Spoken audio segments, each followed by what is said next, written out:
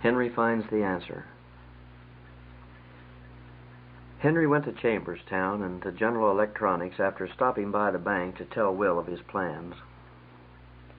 Will was delighted, and by the time Henry arrived at the personnel office, he felt like a very special person. The secretary said, "Are you Henry Morgan?" To which he replied he was. Then she said sweetly, "Come right in. Mr. Perkins is expecting you." Henry went in and was met by a friendly man who seemed to reek of self-confidence and enthusiasm. He gripped Henry's hand and ushered him to a nice overstuffed chair. The man said Will Jenkins had called from the bank and had given Henry a high recommendation.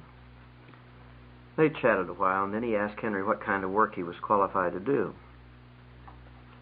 Henry couldn't think of any and told him he had never known anything but outside work on the farm and asked if he had any outside work. Mr. Perkins said not really, but that the inside work was pleasant enough and Henry would get used to it. Soon Mr. Perkins had Henry take some tests, and 3 hours later forms were filled out and he was asked to sign in triplicate the forms of employment on the desk, which he did. With a hand that was unsure, he wrote, "Henry L. Morgan," and noticed that there was no line underneath for Esther to sign, and he felt that this was his to do alone this time. He knew she agreed with him, but oh, how he wished she was sitting there and would soothe his troubled heart and the fear that gnawed away in the pit of his stomach.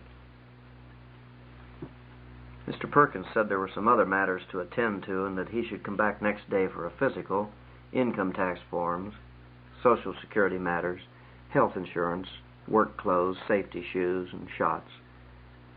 Seemed like so many unnecessary details that just do a day's work for a company, but Mr. Perkins assured him that all employees had to do the same.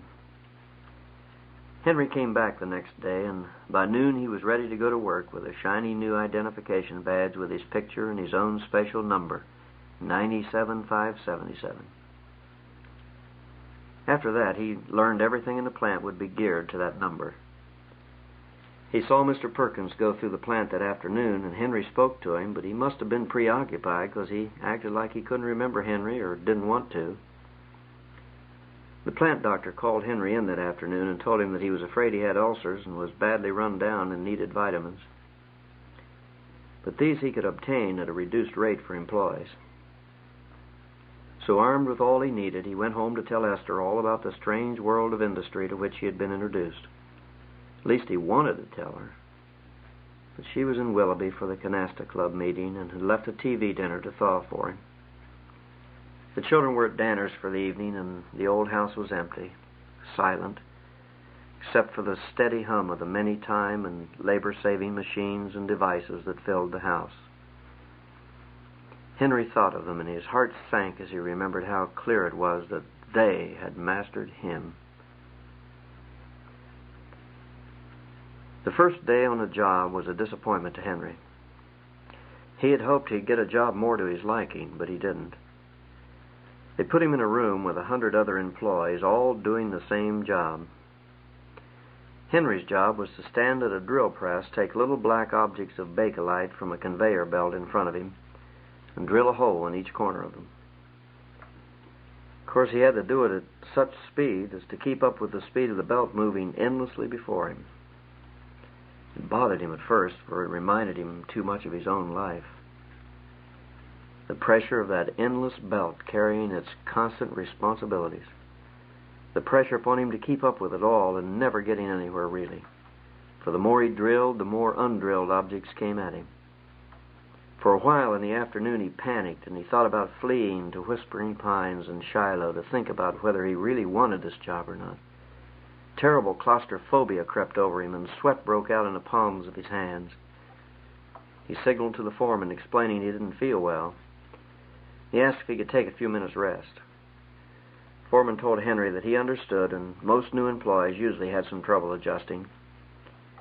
He explained that the dust from the bakelite Henry was drilling sometimes created a stuffy feeling, but he assured Henry that sooner or later he'd get used to it. So much so, he said, you'll never hear the noise around you or smell the bakelite dust. Henry prayed under his breath that God would forbid him ever coming to such a place in his life.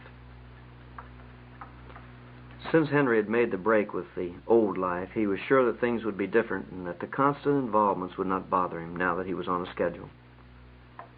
Schedule was right, for he was working shift work, a thing altogether new to Henry and kind of weird at first. It was strange coming home at midnight while on the 3 to 11 shift, warming some hot dogs, opening a can of soup, drinking a Coke, and eating alone in a quiet house. Or, stranger yet, was the night shift, coming home in the morning with the sun shining brightly and the out-of-doors beckoning, then closing the blinds in a hot bedroom and trying to sleep. This was one thing Henry just couldn't get used to. So he stayed up a lot on the night shift, and his weight began to drop due to the loss of sleep. His eyes showed it, too. Took more and more of the tranquilizers, and when desperate, a word Dr. Manson used first, more of the little white pills that helped him to get a good night's sleep. Sometimes when he woke up after such a night, he felt so groggy and dizzy, and he noticed his reactions were slower than usual. Of course, Henry reasoned, he was getting older. He was pushing 50 pretty hard, and that's bound to tell on a man. As time went on, the involvements became more critical than ever before. There were union dues and monthly meetings, and then there was the lodge. Henry had lived all his life without the lodge and didn't really understand what it was all about. He was in the lunchroom one day when the foreman asked him if he'd ever thought about joining. Henry said he'd thought about a lot of things in his time, but that wasn't one of them. The lodge was explained in such a way that it left Henry with a distinct impression that to belong to it would give him an edge over others in the society he found himself in. He felt the message was that it would even help him advance on his job. Advance was something he needed.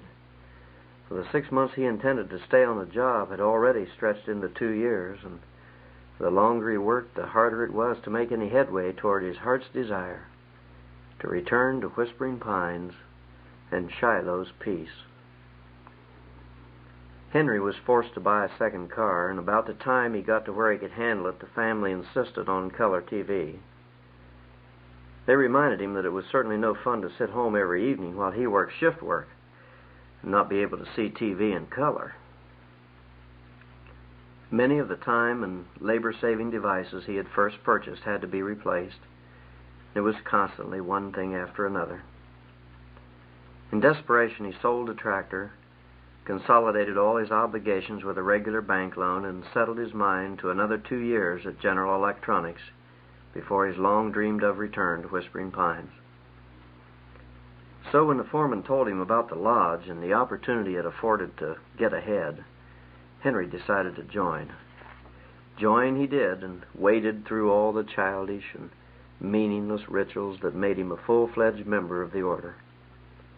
He wore his ring with hope, and he seemed to enjoy some improvement, for soon he was being asked to work overtime, a thing he was never asked to do before. The double shifts were especially hard on him. He coughed a lot, and the plant doctor said the Bakelite dust had the same effect on all the employees, and it was nothing to be concerned about. Henry wasn't too much concerned about it either until one night he took a coughing spell that he couldn't stop, and little flecks of blood appeared on his handkerchief. He never mentioned this to Esther, for he saw no need to concern her. She had so much to do. Esther had thrown herself into community affairs for real. She was president of the PTA, served on several advisory committees, active in the Farm Women's Club, a thing Henry never understood, for few of the women lived on a farm, helped in all the charity drives, and she had taken a big part in the enlarged M.E. Church program on Salem Pike. Presently, they were trying to build a new Sunday school edition, and she had gladly and proudly obligated Henry for $500 the night they had the pledge banquet. Henry had worked a double that night, but Esther told him when he came home how proud she was to be able to speak up and tell the church that Henry would have made that pledge had he been there. The minister and some of the trustees came to her and told her to be sure and tell good old Henry how much they appreciated it. Henry was pleased, and he hoped overtime would hold out long enough for him to make his promise good. Seemed Henry and Esther saw little of each other in the months that followed. She had her life and schedule, and he had his. Like ships passing in the night, the little notes exchanged on the kitchen table often became the only communication they shared for weeks at a time. Once Henry had been so lonely that he went to the phone in the lunchroom and called to just hear her voice and say he loved her. When she answered and told him to hurry, for Lois had just driven up to take her to Willoughby for some shopping, somehow he forgot what he was going to say, so he mumbled a few words and hung up. Sometimes weeks went by without Henry really talking to the children. When he was not in bed or at work, they were gone or watching the TV or some other involvement. Henry found himself too tired to worry about much of anything anymore. Seemed like each day at the plant he would promise himself that he'd sit down with Esther and beg her help to work out some way to return to Whispering Pines as it used to be. Like a man lost in an impenetrable jungle seeking desperately for direction, he needed help and understanding. Each night when he came home with that determination, something happened to prevent it. A few times he drove straight in the driveway, left his lunch bucket on the seat, and walked alone to Shiloh. There, with the valley and all its beauty spreading before him and the fresh air filling his lungs, he sat under the great pines and listened for their sighing. They sighed, and it soothed him. So much so that he fell asleep one night. It was late when he awakened and hurried down to the darkened house, only to fall into bed for the rest he needed to work a double shift the next day. One day the foreman asked Henry if he would like to take a little vacation. He'd worked through all his vacation time for 4 straight years, and the foreman felt for health reasons Henry should take some time off. Henry hadn't really thought about it much. His idea was to work until he could take a permanent vacation at Whispering Pines in Shiloh, to return to the life he loved and desperately needed. Esther was delighted, though, and she said, "Oh, Henry, it really will be like old times again, you and me and the children together. We can go away and sit down and talk, and you can rest." Sounded like a dream come true, and Henry found out from some of the men at work about the nice camping trailers you could rent for a week or two, and about the camping facilities at the state parks. After investing in all the usual camping gear and after excitedly planning for weeks, they were at last off for a 2-week vacation that Henry said would be to get away from it all. Jeff couldn't go, of course, for he had a part-time job at the service station to pay for his sports car Henry helped him buy. He spent most of his time in town anyway, but Brent and Hilda were there, and his beloved Esther. With the little trailer behind the new car they had bought that month, they drove happily toward Big Bend State Park, so named for the Big Bend the river took at that point. Setting their camper on the lot next to the people from another state who had bought a tent, Henry decided he didn't like the close proximity. But he soon discovered that the lots were small, and in reality they were camped on each other's doorstep. But Esther said it was only for a few days, and it was soon forgotten, and they adapted themselves to busy camp life. Henry seemed to really enjoy himself. Esther said he looked like a new man when he came up from the river holding 3 small fish he had caught. Brent reminded him that he could catch bigger ones than that any day of the week back in Sycamore Creek. Henry's joy faded as the words stung him in his heart. One phrase he kept saying all the time was, "This is really living, away from it all." But alas, a man can't find any way to stay away from it all forever. And the day soon came when they had to pack up and return home. Henry had spent most of his evenings by the campfire dreaming of Whispering Pines and Shiloh, for the only vacation he ever really wanted was to be back home once more and left alone by the society around him. After the trip was over and the routine of Henry's life began anew, the newfound strength soon ebbed and the luster was again gone from his eyes. He seemed more withdrawn and indifferent to all around him, and he became uncommunicative with others. Esther seemed to feel it was because when he came home he looked into the bill box too often, and he spent one whole evening trying to figure out how long it would be before he could come back to the farm to stay.